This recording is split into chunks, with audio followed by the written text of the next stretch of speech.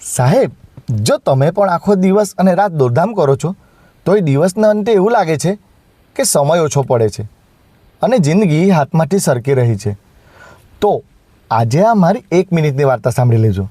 તમારી જિંદગી જીવવાની રીત બદલાઈ જશે.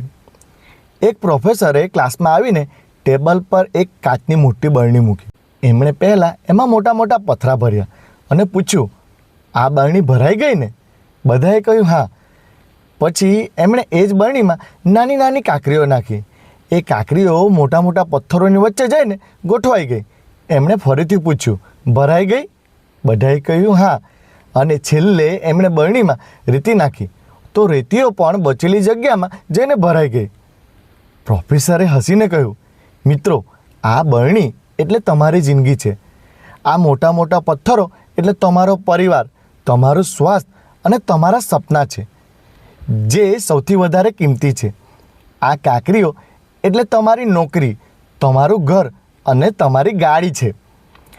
અને આ રેતી એટલે જે આપણી આજુબાજુ ફાલતુ ચર્ચાઓ ચાલે છે, નાની નાની નકામી વાતો છે.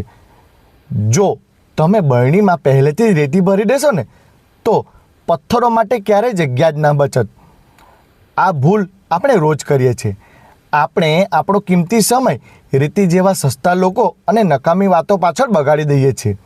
અને જ્યારે પરિવાર, હેલ્થ કે કેરિયર જેવા મોટા પથ્થરોનો વારો આવે છે ત્યારે કહી દઈએ છીએ કે આપણી પાસે સમય જ નથી. જિંદગીમાં કઈ વસ્તુ ક્યારે કેટલી જગ્યા આપવીને એ નક્કી કરી લો. પહેલાં મોટા પથ્થરો ગોઠવો અને રેતી માટે આપોઆપ જગ્યા કરી જ લેશે. જો તમે પણ આજથી જ પરિવાર અને સપનાને પહેલાં પ્રાથમિકતા આપવા માટે તૈયાર હો ને તો કોમેન્ટમાં માય પ્રાયોરિટી લખજો. અને વાતોની સફર આવી જ રીતે ચાલુ જ છે. તો બ્રિજેશ ઓફિશિયલને લાઇક અને સબસ્ક્રાઈબ કરવાનું ચૂકતા નહીં.